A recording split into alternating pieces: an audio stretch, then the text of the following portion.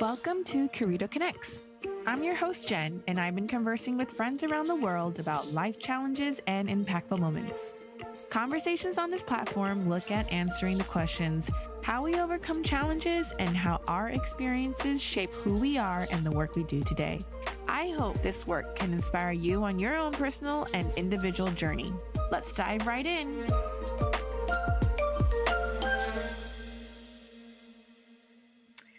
Hello, my guest today is French-born spirited nomad Maéva Lhopez. Maéva is an intuitive artist and creative mentor and just a beautiful soul I met in Portugal last October. Hi, Maéva. Hi, Jen. And hi, Curito friends. Welcome to Curito Connects. So I think back to when we met at the Shanti space where Jessica and Jack Weaver run this beautiful space outside of Lisbon and Ericeira. The area is called Mafra, right? Is that correct? Yes, that's correct. Yeah. Afra. That's how we met. And you were so welcoming and just so positive. So I'm happy we remained in contact, and you are here to chat with me today about journeying back to one's creative essence, which is essentially finding yourself. And in your case, rediscovering your creative essence. So I'd love for you to start off by introducing yourself to our listeners today, and then take us back on this journey you've been on thus far, and what impactful moments shaped you to rediscover your true essence, and how that shapes the art and the offerings you offer today. Oh, thank you. Thank you for having me this morning. And yeah, as we mentioned, like offering this space to have this discussion is such a pleasure to be here. I'm not a big fan of categorizing myself to be to start with, but for the purpose of today and for the now, I would say, yeah, I'm an intuitive artist. I'm a treasure seeker. A treasure seeker in the world, in people, and in myself. And so this morning, I'd love to take you and to take the Curito friends on this little treasure hunt to finding myself and finding my creative essence. And it's interesting because I was thinking about today, and if you'd asked me about like a year ago, maybe, if I consider myself creative, I'd probably have answered like, somewhat. And if you had asked me creative in terms of art, I would surely have said, no way, this is not my place. And that was just 1 year ago. So I was reflecting on this and thinking, wow, 1 year can change so many things. So I could go back very far, but I actually don't need to go back so far. And I would like to start back in 2021, so about a year and a half ago, when I would say the acceleration of this whole process happened. And maybe a lot of people or some people will resonate with this, but I went to take my yoga teacher training. And this is when I started to understand myself better.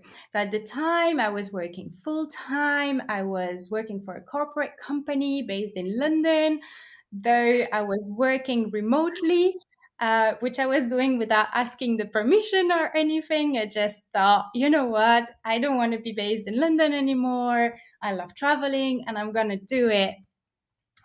So I was in Europe, traveling around, and that yoga teacher training was the eye opener.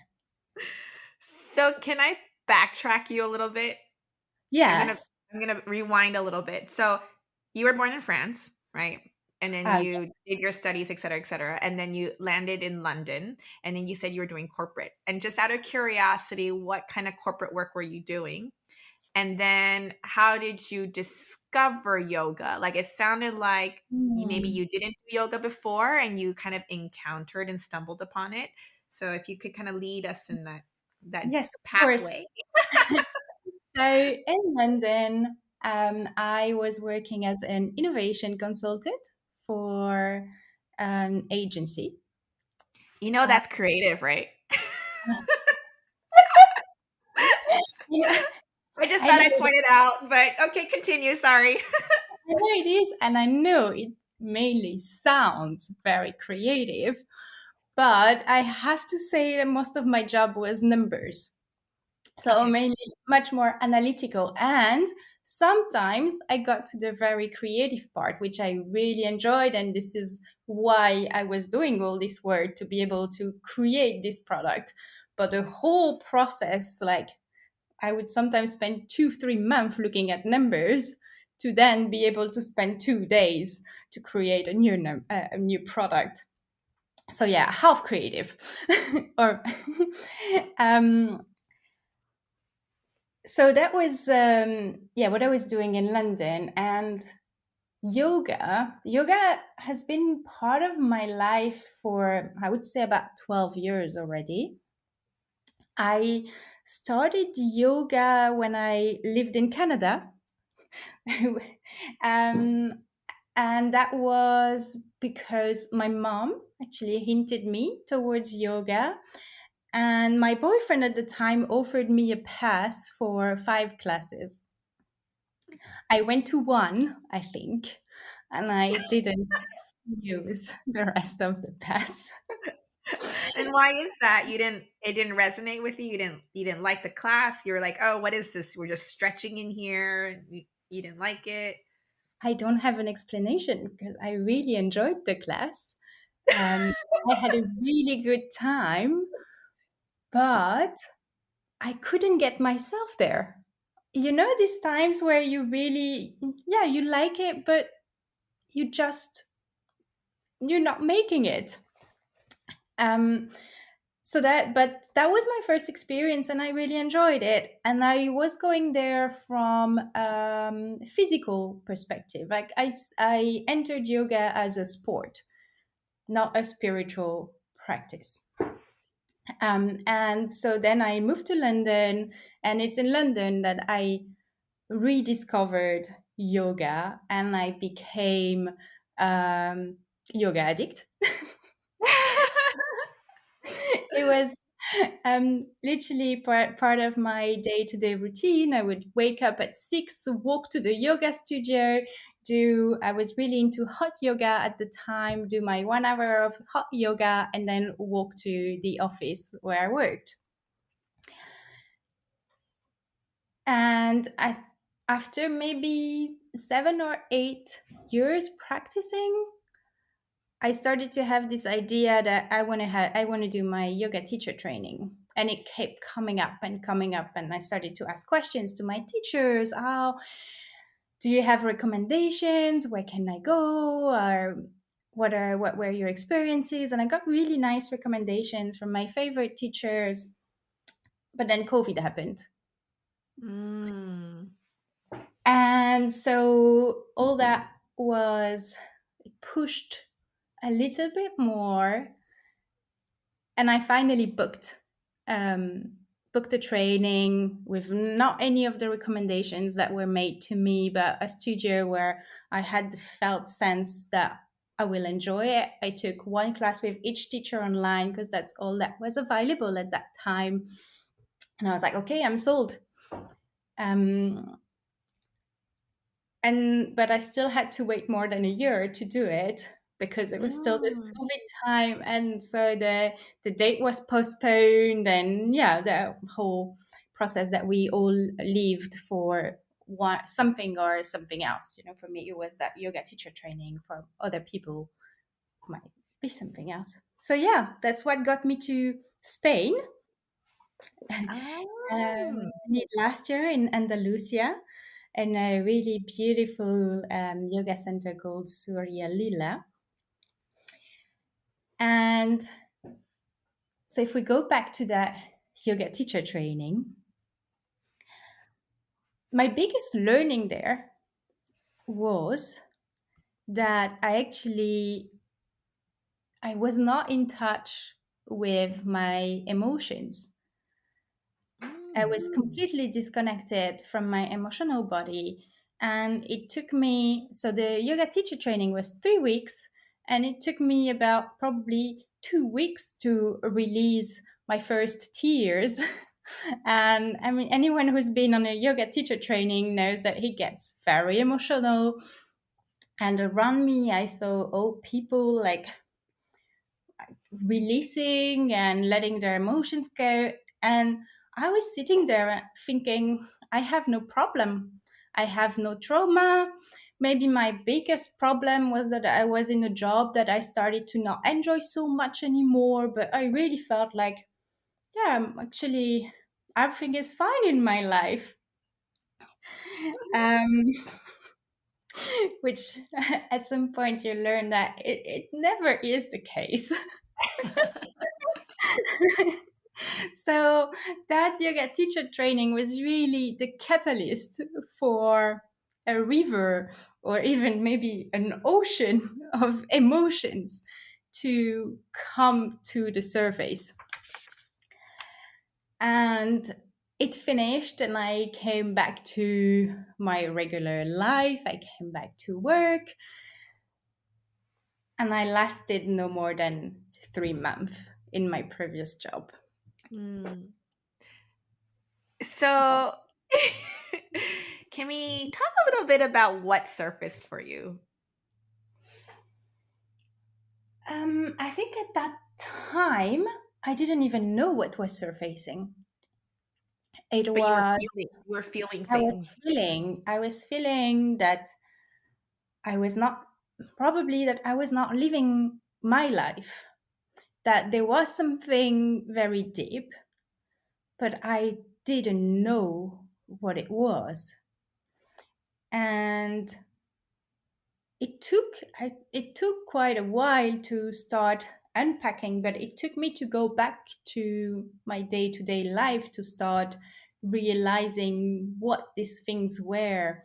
Mm. Like the And different triggers that was occurring in your yes, day to day. and I mean that we go back all the way to like childhood. I As I thought that I had no problem, I also thought that I had the most perfect childhood.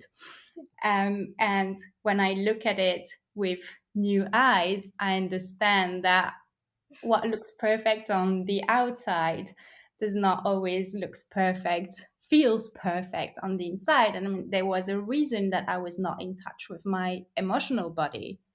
It's because Mm. I had clearly made a separation at some point because it was too hard for me to handle this emotion as a Mm. child. And the process of coming back, of like reconnecting with the emotions, is it was a really long process. um, to Because at that point I understood that I actually didn't know myself, that I didn't know how to connect and to listen with myself. Even though I had been doing yoga for so many years, like all this more spiritual aspect had not come through to me yet. I don't know.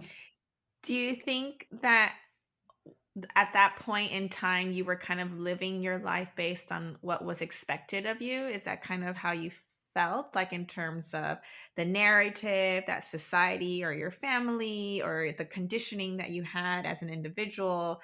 I don't know if there are specific examples you could share with us that you realize, like, oh, this, like you said earlier about how you realized at one point you separated your emotions from what was happening. And obviously there was a trigger point there in terms of how you were feeling that you decided to, I'm going to shut this off because I don't want to have to feel this way.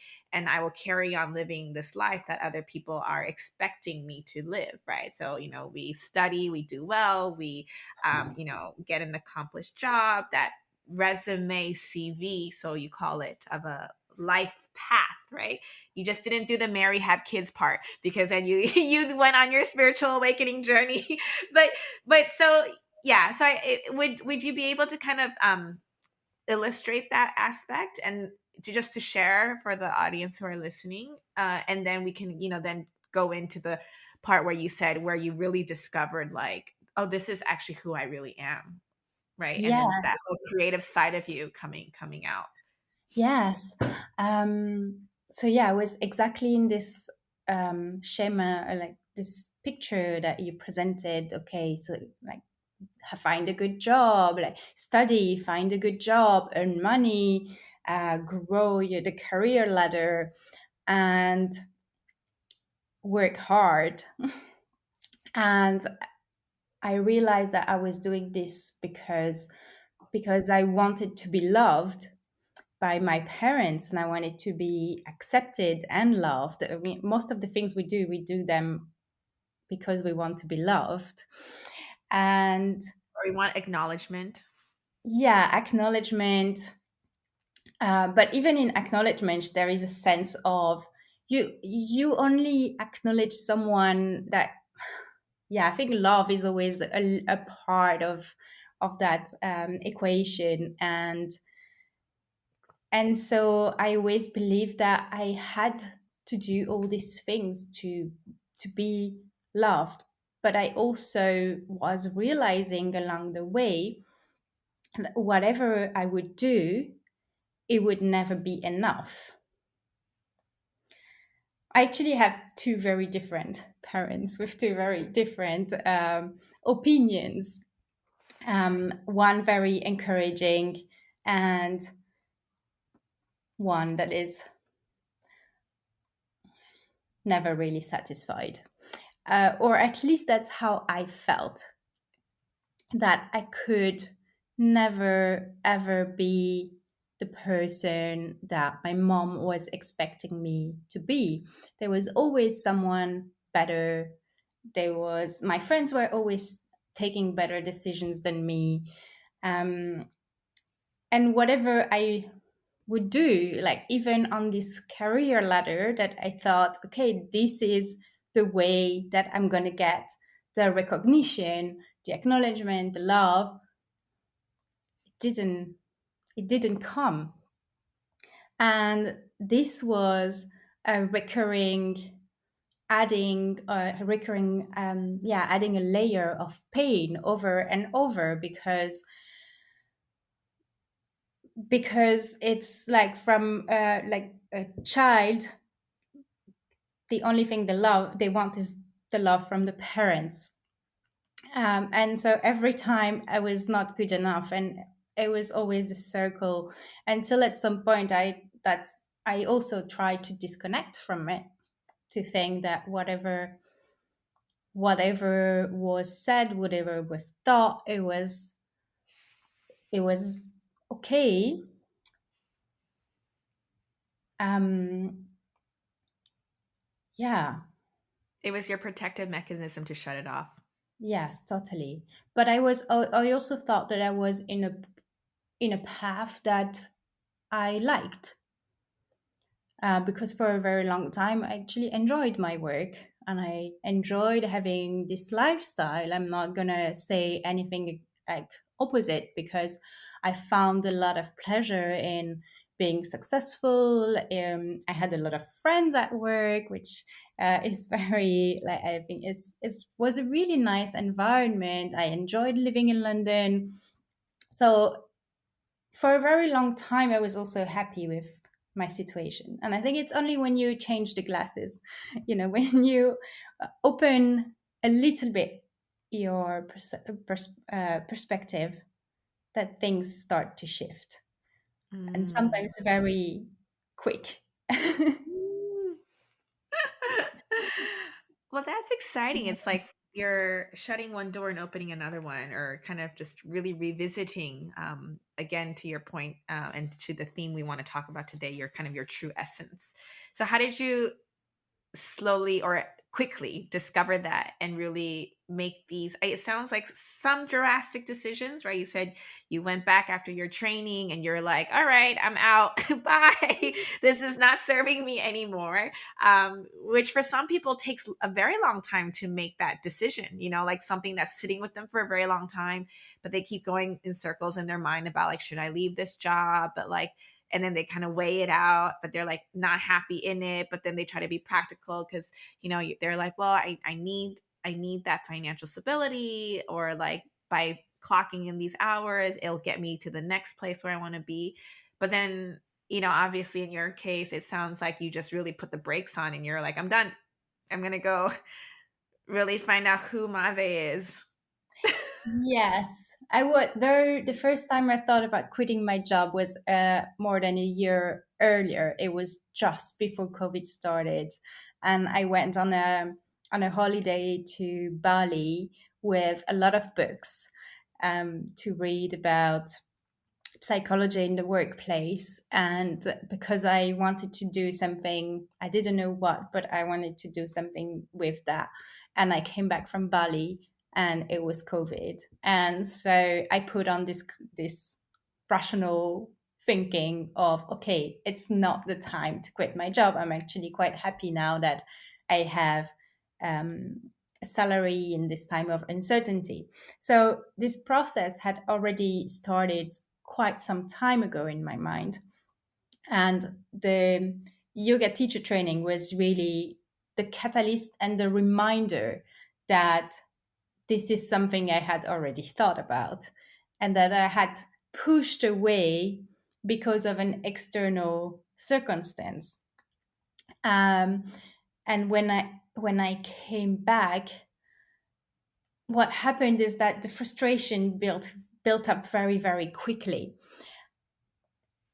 And even more because I was living this dream life of the nomad most of the days, waking up on the beach and it's so beautiful. And at that time I was in Sardinia. It's a wonderful place, but I had no time to enjoy this lifestyle. So I was living a dream on paper or on pictures, but I was not living the dream in my life. And so that was a like, for my frustration was really like bubbling up because every morning I would see all these opportunities in front of me, but I had no time nor energy to enjoy it. And so one day I really had to take my courage. It took me like still 3 months was still long, I felt, for me, like, but I spoke to my manager and I was like, okay, I'm leaving. And he almost convinced me to wait a little bit more. How they try to do. And I almost said, okay, I will wait. But then I came back and I was like, no, no, no, no, no. I am not waiting. I took my decision. I am leaving. And this is my final words. And it was very interesting because just after I pronounced this, he told me, you know what? I have to say that I envy you for doing this. And then yeah, it was just like a fresh perspective, be like, oh, actually, my manager would maybe dream of doing that too. But um, it was funny. And so I had one more month of, yeah, like my notice period was only 1 month. So I had one more month, which was the longest month ever, to my freedom. But what happened is the first day of my freedom, I actually had no idea what to do. So before, when I was working, I had this million things that I wanted to do. I never had time to do them. And suddenly I'm set up free. I have all the time in my life, and I had no clue what I wanted to do. And I was still on the beach with the like beautiful landscape. I could have just spent the day laying down on the beach and enjoy a good rest. And I couldn't get to do that. And before finishing to work, I actually hired a coach because I really wanted to know what I was going to do after. And this was the whole thing. I was stuck on this idea that I was quitting my job to start something else straight away or even before I finish. Um, and so I hired a business coach, and it was a big flop because actually I had no idea what I wanted to do. But I knew I had a yoga teacher training and I could teach yoga, but that's literally all I knew. And so we didn't get so far, but still, it was still an interesting process, and it got me into this place of thinking. And so I would say if I had like with the eyes that I have today, I would have given myself more time. But on the moment, it's it's really hard to give yourself the time.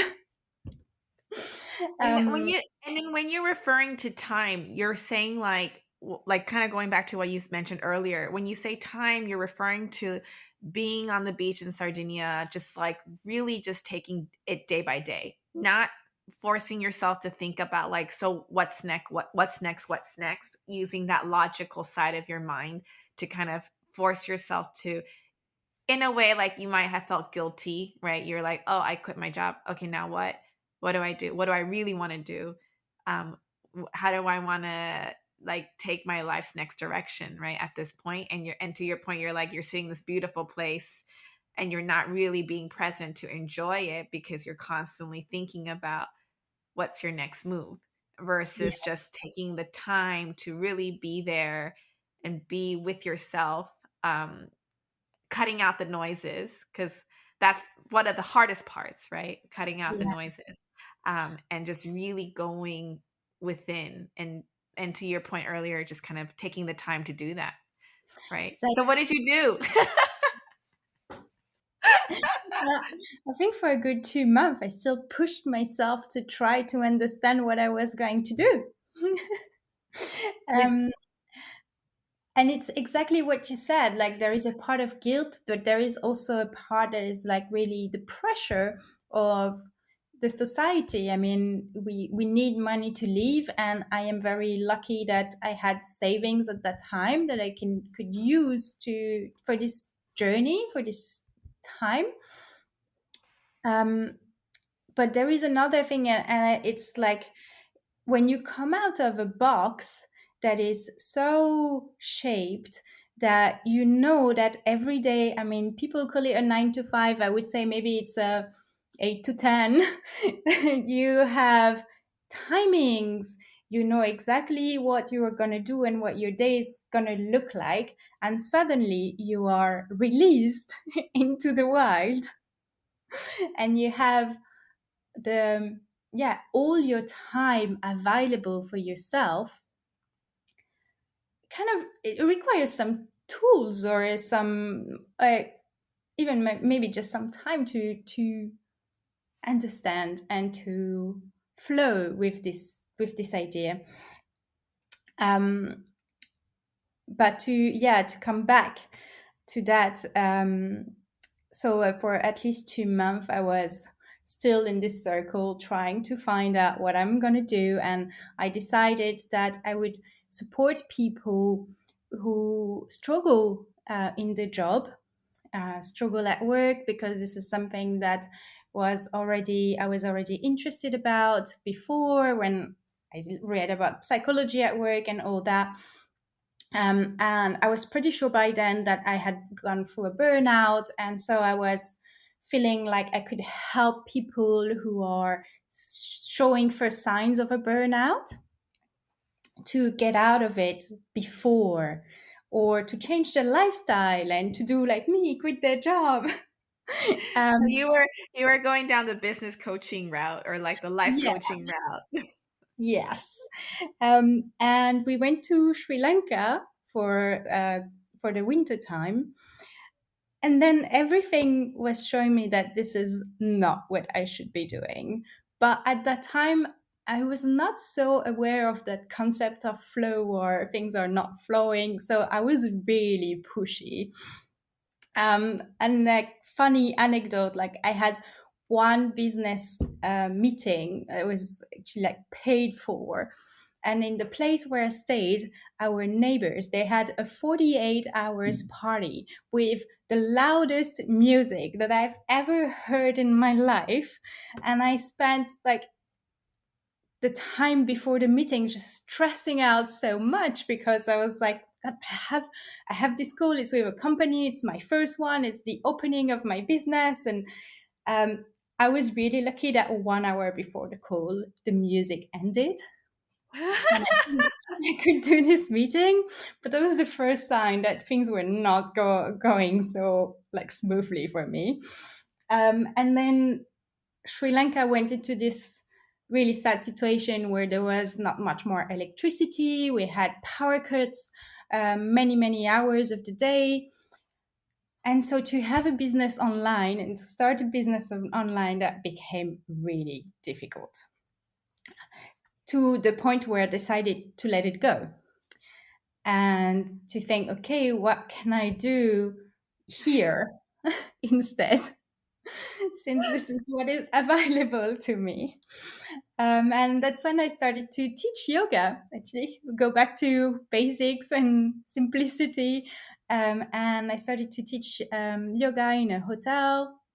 I really enjoyed it, met many people, um, and to travel in Sri Lanka. And then this is when I gave myself a little bit more space, this is when things started to unfold. And I To had, reveal itself.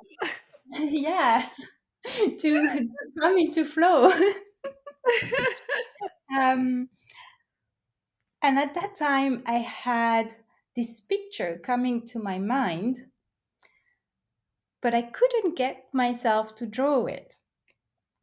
Um, and I felt I have to, but I couldn't, and I couldn't because I knew the beginning, but I didn't know the full picture.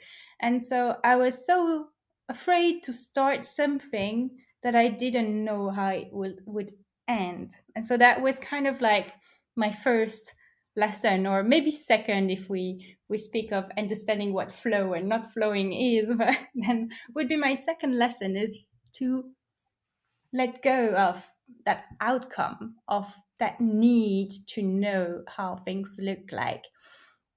And at the same time, so I still hadn't drawn the picture, but I had met someone who told me about an artist studio.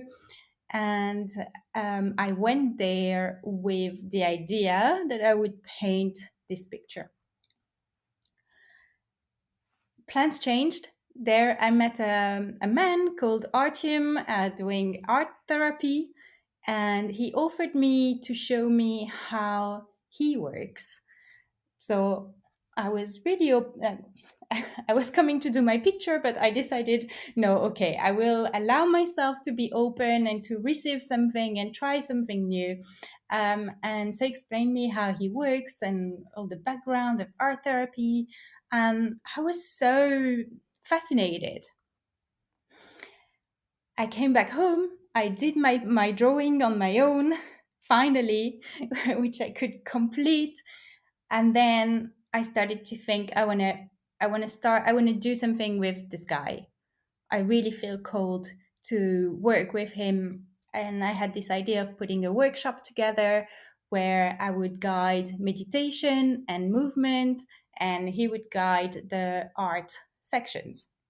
So we created, I offered him, he was so stoked, and we created this 2 hours workshop together that we did in Sri Lanka and also online a few times.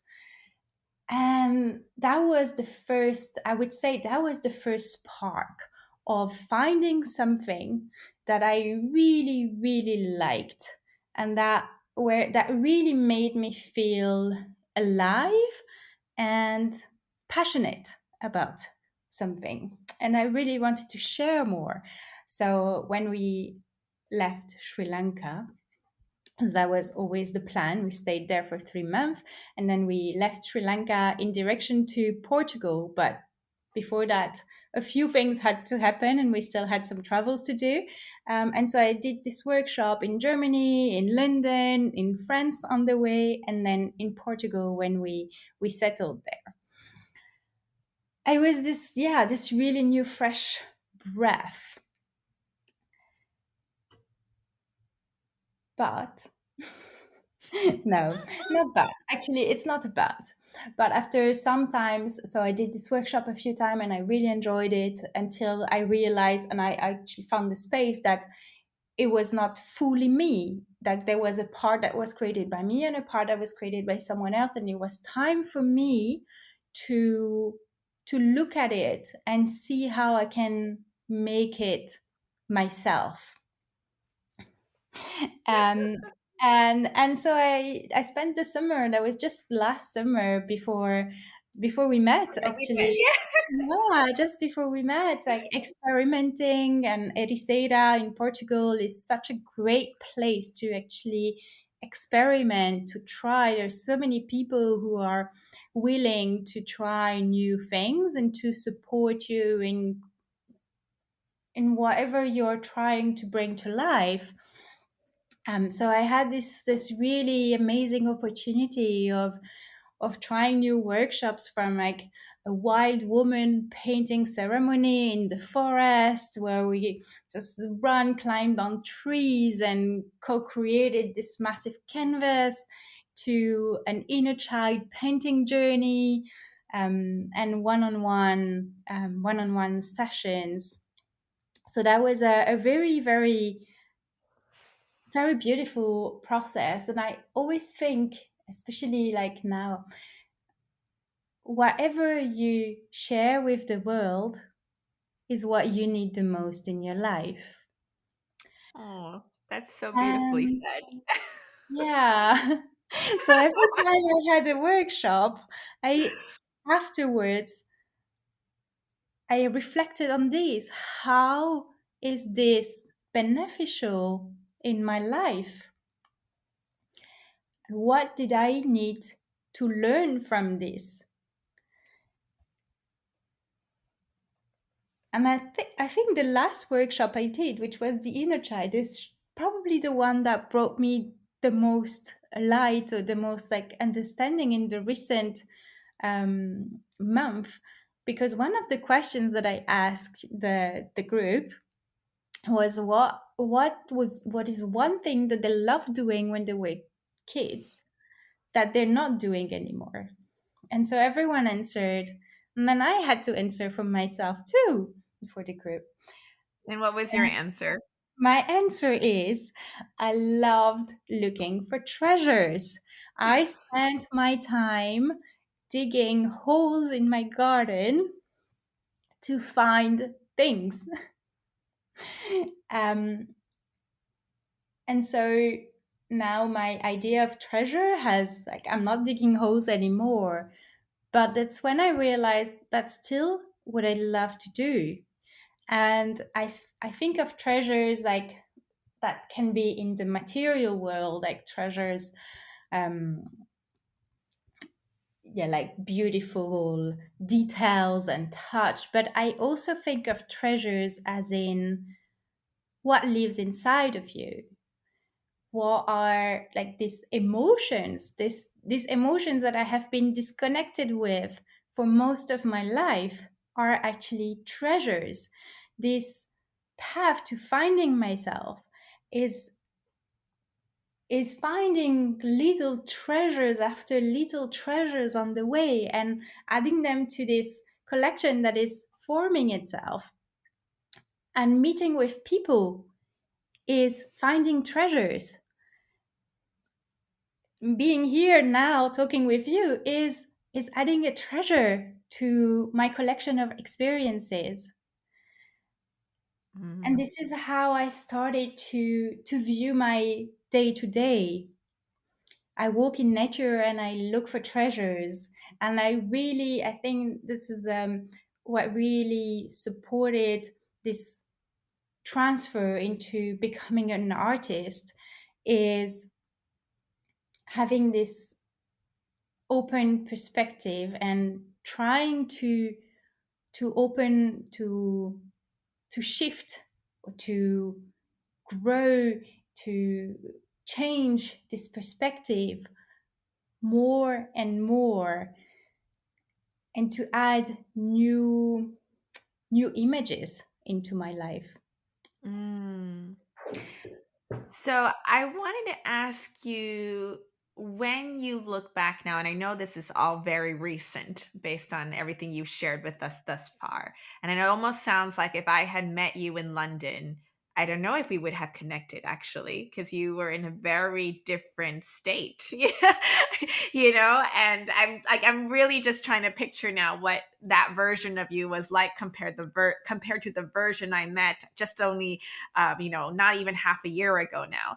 Um, but would you say that you feel more in alignment with yourself? Like this is how you really are, and you want to express yourself and your values and your truth, like for yourself and through your sharing of, like you said earlier, like these treasures. And I know that you had mentioned in the reason we reconnected was because you were mentioning how you want to go back into just creating art. So not so much of what you were offering all of last year, which is with like the therapy and the workshop, but just kind of going back to just you as an artist. So kind of again referring back to that comment you mentioned very early on in the last like 20 minutes about that visualization of that art you had in mind that you wanted to do, but then you met the art therapist. Is that kind of where you're at now? Like you want to use that as your expression to Yeah, share? yes. And then that maybe you could kind of talk a little bit about that part. So one of the things I realized also recently, as you said, a lot of things have happened recently. Sometimes it's a little bit overwhelming how quick things can shift. Um, is that I always had struggles to express myself with words. So it's actually for me funny today to be on a podcast, and like it's a really nice out of comfort experience, because I felt that words were never my friends. And so when I started to have these visions and draw these images, in the first place, it was only for me. And these images, when I looked at them after completing a series of four, I really could see that it was my soul journey. It was what I was going through. So it started in Sri Lanka with surrendering and this opening to the unknown and the possibilities. Then I went to London to take my all my things that were still in a locker, because I had never gone back to London to clear my flat. And there I painted something that looks like death. And with a death comes a rebirth. And so later on, I had this like awakening painting, and it ended with something that was felt more like a conquest of my world. And by then, this was really mine. It was like my little treasure. But at the same time, I started to develop my own art meditation practice. And it came to me, it landed to me really intuitively. We were driving to Portugal. I had to send postcards. I didn't know how to get postcards. I started to throw paint on paper, watercolor, and then let it dry. And suddenly I started to see so many things in these papers, and I started to draw. And I really liked it. So I decided, okay, I'm going to do this for 30 days and see where that takes me. And so I did that for 30 days, and I recorded my journey and all the benefits that I could see for myself. And at the same time, I started to find things like in nature often. So often I would pick a branch or something that something that I would say people disregard, something that is considered as dead nature. And I would look at this and I would see something, I would feel an energy, an emotion, a message. And so I started to paint this. Again, not really knowing what I was doing, but I really enjoyed the process. Mm. And I did that until the end of last year. And I have this vision for this year that I will do an exhibition of these paintings, and it will come with a storytelling and a sound journey, and it will be a very immersive journey. And this, and yes, to come back to that, I want now to be fully into this artist. Is that last year I really felt scattered. um, I was trying to do it all. I was trying to paint. I was creating, like finding myself, and I was sharing with the world. And I needed all this because all these pieces come together in a way or another. And it's like you only see the finished puzzle when it's finished. But at the end of last year, I was really tired, and I realized that I had overstretched myself many times, which is great because we learn by overstretching. But I really got into the winter feeling like, whoa, now I really need to rest. Yeah, Mm. and this is I People can't see us because we're not recording this on video, but I've just been like nodding my head this whole time you're talking. I'm like, yes, girl, like I hear you. I'm feeling the same. Like, there's a lot of output, right? And I think, and to your point earlier about being scattered, some of us do go through those periods and you feel very overwhelmed because you don't know which direction to take. But, and then to your point again, I think winter time is a time of rest, right? And I think so many of us have forgotten about that. In fact, we've gone reversed. Every winter it's like holiday festivities, holiday parties, holiday activities, da da da da da. It's like a lot, a lot, a lot. But actually, in the ancient times, winter was a time for rest and harvest, ready for spring. I mean, there is truth in what the old wise ones used to do, right? So I think that's great that you shared that process, and it's really exciting. We don't have much time left. I feel like we can keep going on your journey, and it's really exciting that you kind of walked on this path and just kept opening these doors and really exploring.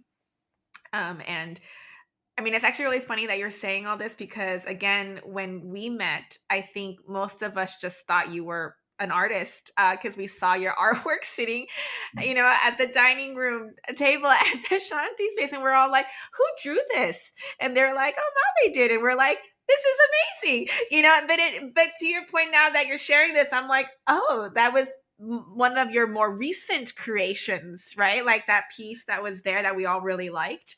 And so I think we all just naturally thought like, oh yeah, this is her thing. She's like an artist. Like this is her style, her genre. But now you're like unveiling all these things and I'm like, oh, this is actually all very recent. Like it's not like something where you're telling me like, oh yeah, I used to love to draw when I was little. Like you can ask my friends or my siblings and my parents. Like that's what I used to do. And I loved doing that. I was very expressive in that way.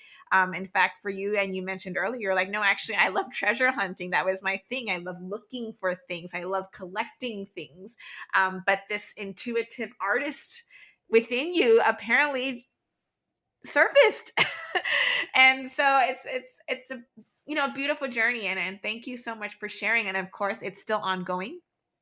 And so before we kind of close off, I do, I usually ask my usual questions. So, and you can pick and choose which ones you want to answer if you want to answer all of them. So, and I can repeat them as well if you need. It's what would you tell your younger self now that you've walked down this path, right? Like mm, what you know now, what would you have told your younger self? Or sometimes I feel like if that does not resonate with you, it could be more along the lines of what you know now, in your 2 cents or your sense of wisdom to share with others who are listening to your story and going like, oh yeah, I totally feel that way.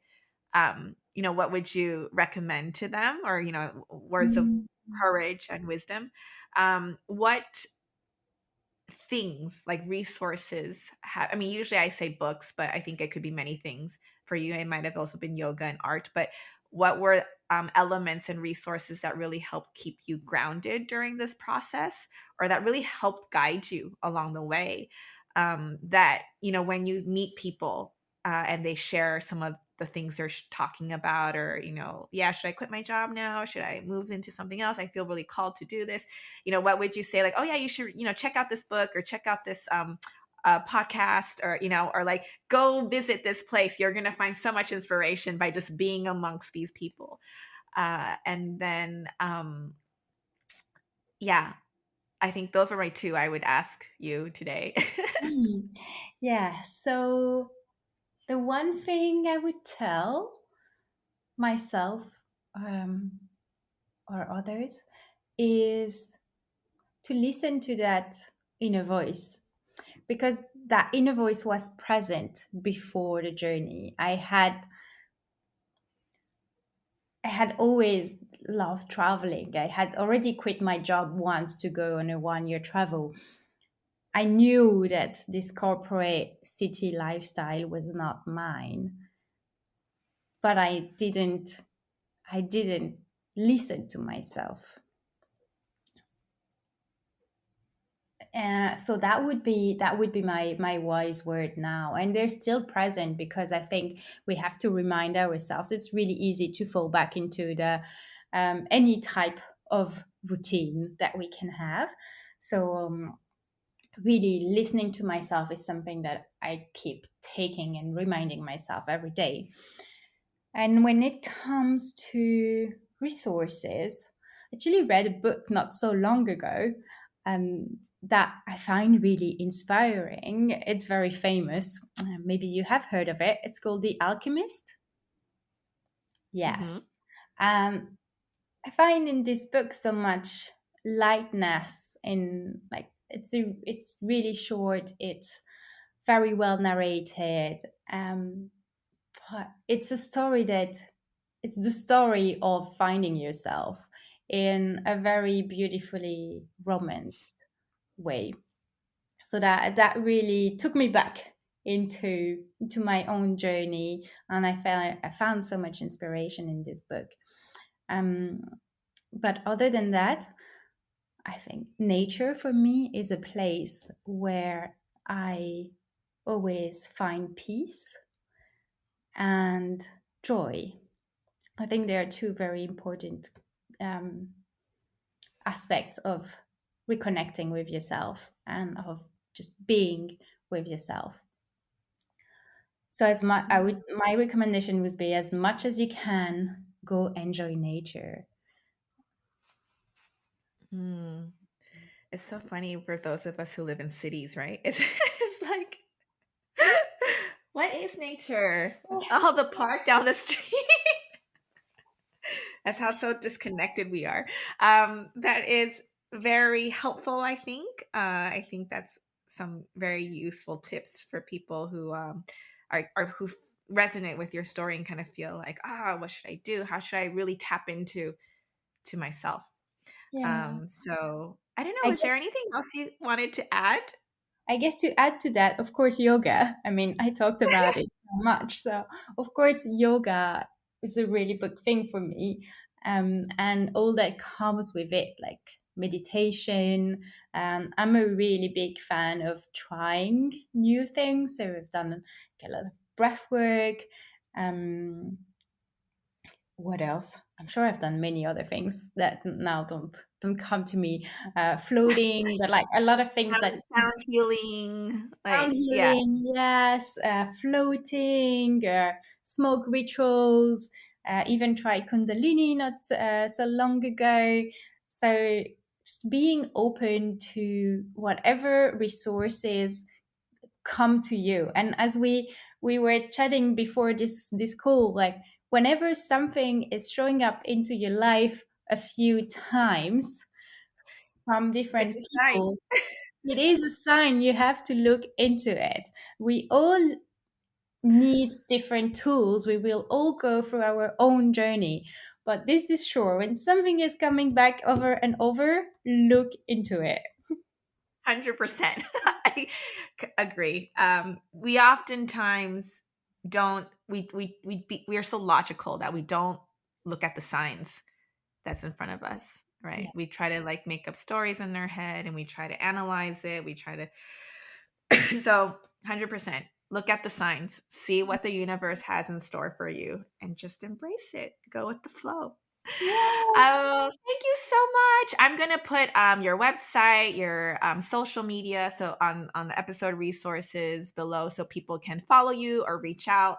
And I'm sure you'll update where you are in the world and where you may be offering your workshops or your art show, and so that we can see how you continue to manifest this wonderful art you're working on from inside out and sharing with the world. Thank Thank you so much for you. your time and for sharing today. Thank you, Jen. It was such an uplifting morning. Really, really, really enjoyed this time. And thank you to the listeners. That's all we have time for today. Thank you for listening to Curito Connects. For more Connects content, collaborations, and discoveries set to inspire you on your own individual journey, please head to our website at www.curito.co. Until next time, stay inspired and thank you for joining us at Curito Connects.